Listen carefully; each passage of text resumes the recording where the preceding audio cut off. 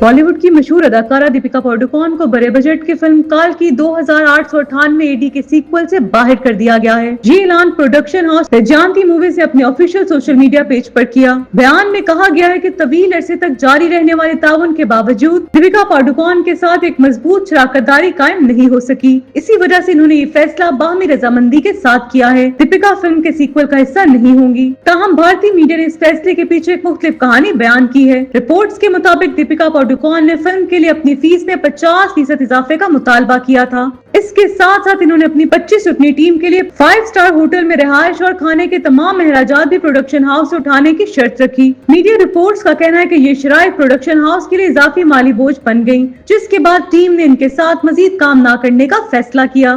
ताहम अब इसके सीक्वल में दीपिका पादुकोण की गैर मौजूदगी मद्दाहों के लिए यकीनन एक बड़ी खबर है।